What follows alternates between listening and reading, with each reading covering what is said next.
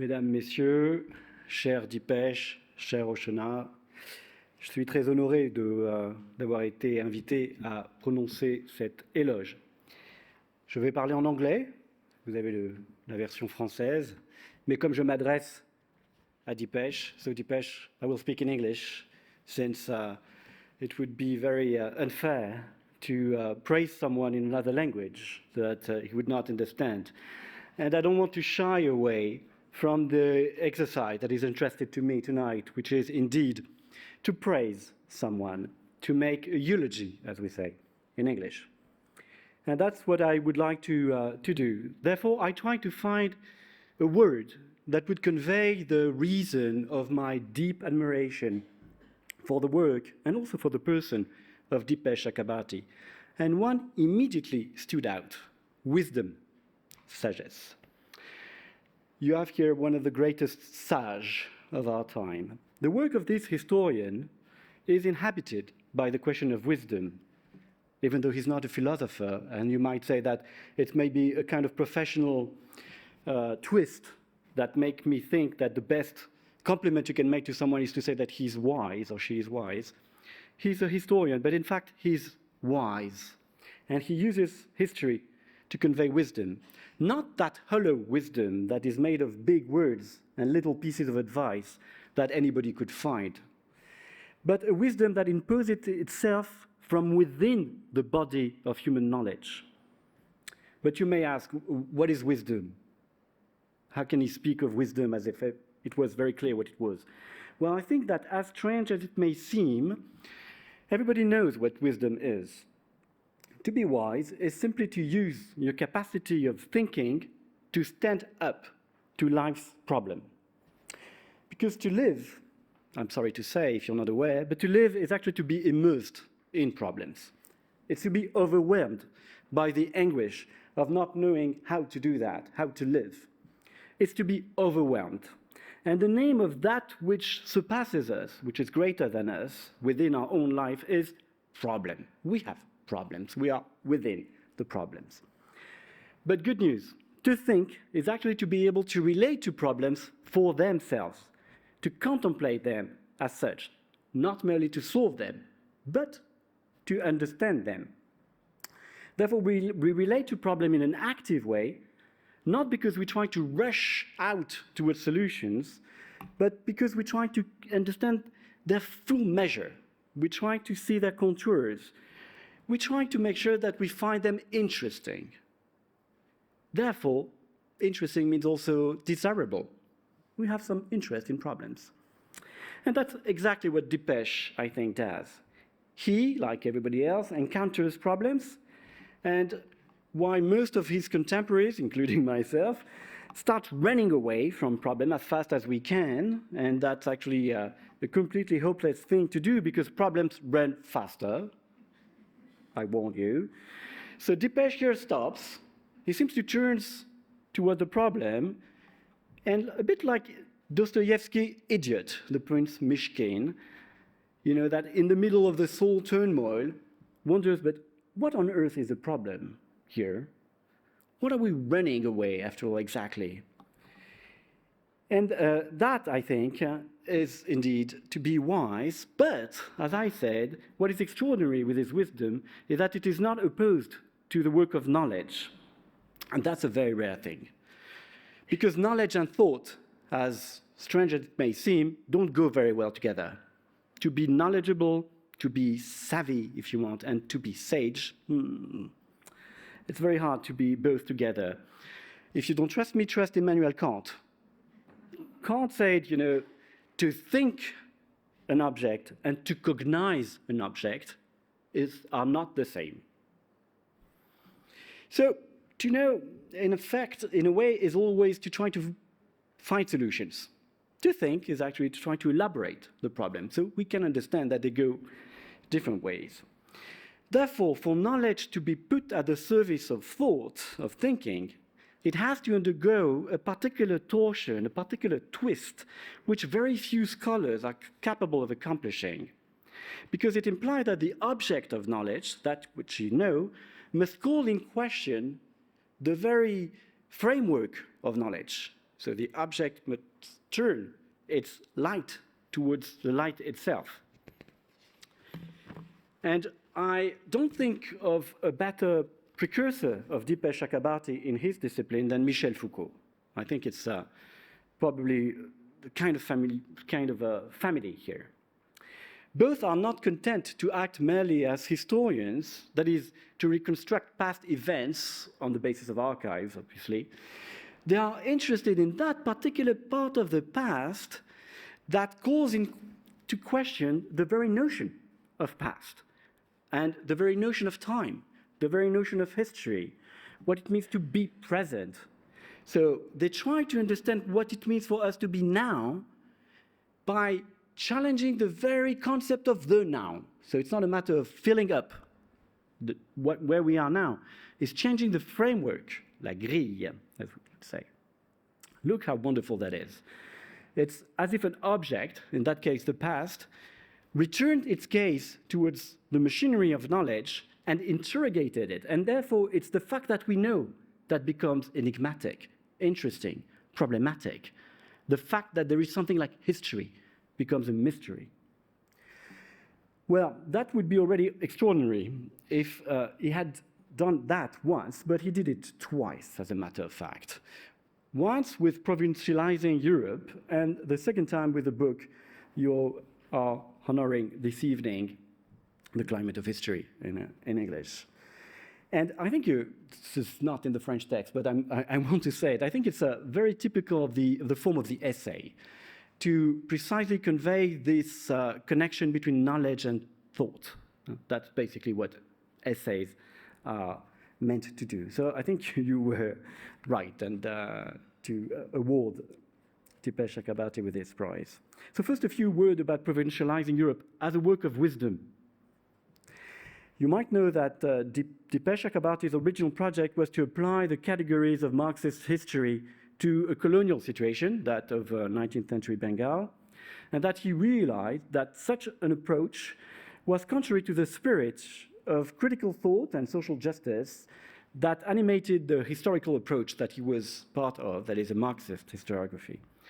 Indeed, the analytical categories of the Marxist historical method emerged from European struggles, and that's actually what you must think if you are a Marxist, because it means that you're a materialist. You think that your ideas come from practices, and practices of struggle.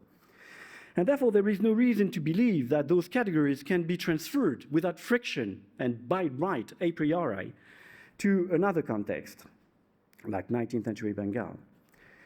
In particular, to do that in a situation where one context is under the colonial domination of the other one is risking to repeat the domination that you are trying to study, precisely. Paradoxically, then, to write the history of the colonized is to challenge the very category of historical time. Basically, to write the history of colonization implies to be wise. Okay, this is wisdom, a work of knowledge that makes the very element in which its objects unfold, here history and the past, become enigmatic, a matter of thought, and not only a matter for knowledge. It would be a very remarkable achievement to have done that once, right? But Dipesh Chakrabarty did it twice. And for the second book, and even against himself, that's a very extraordinary capacity of this man to think against himself. He starts with another big problem, a very big problem indeed of our time. It's not decolonization anymore, it's global warming. Both, of course, are linked.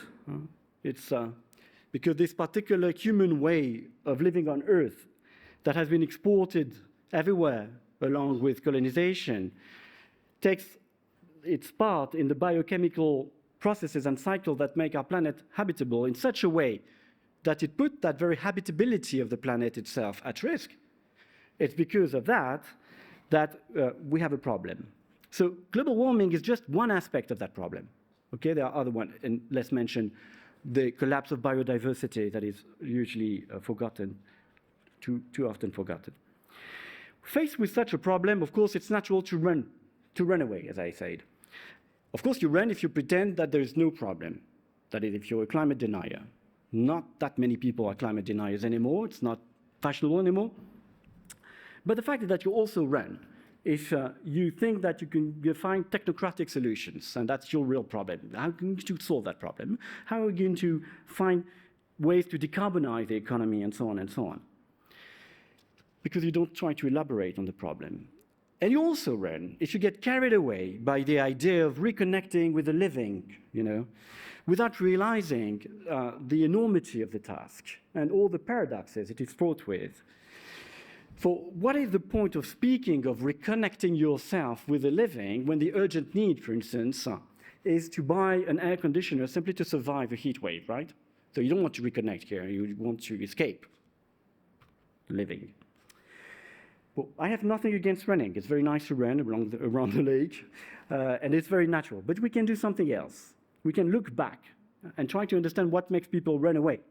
What is it all about? And that's exactly what Dipesh indeed has done in his book. Instead of examining solutions to the problem of climate change, in fact, it makes it worse.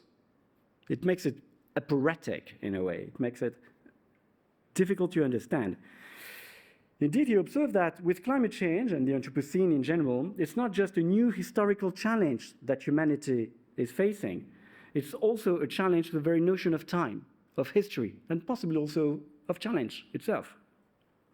Indeed, history has always presupposed a separation between human activity and non-human environment.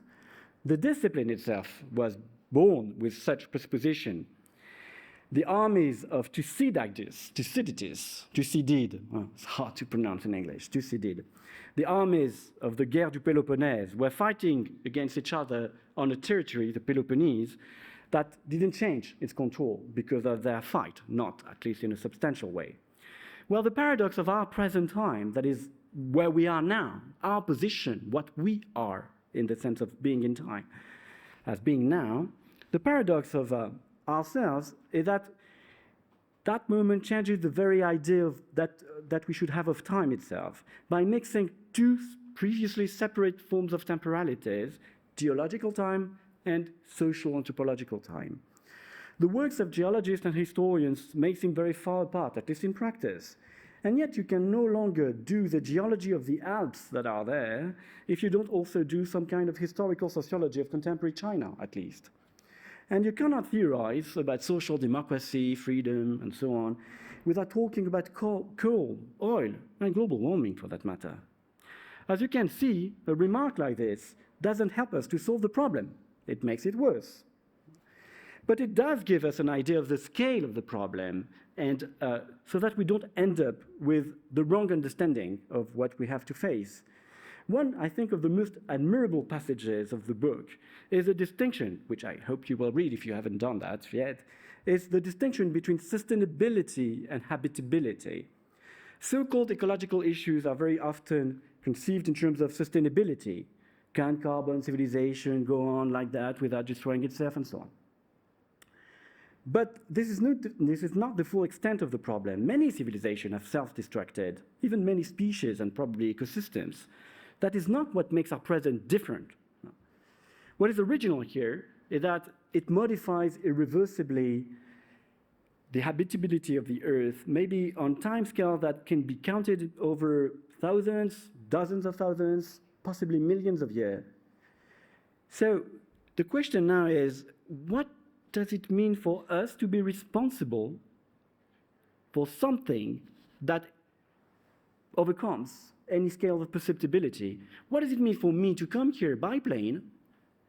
I contribute to this event very gladly, but I also contribute to change the habitability of the Earth. How can we make that together? So who is the who here? And that's the question that Dipesh has asked, and I think this is a very wise question indeed. So it's not only about how to decarbonize our societies, it's about who or what is the who that we are. And that is indeed a very wise question. So we have to be grateful to Dipesh Chakrabarty. And yes, I would like to thank you, Dipesh. Thank you for making our lives more complicated, so much more complicated. We need works like yours and people like you, because it's the only way we can take interest in the problem. And you will probably grant me that taking an interest in the problem is a good step to start looking at what's going on here. Therefore, you're not only wise, my dear Dipesh, In fact, you also show how vital it is today to be wise. For ancient philosophers in the past, to be wise was a matter of individual salvation and self-improvement. Today, it's really a matter of saving the planet, as they say. So you see, I didn't shy away from my task. I did praise the awardee, because I simply say that he contributed to save the world. Thank you very much, Dipesh. Thank you for your invitation.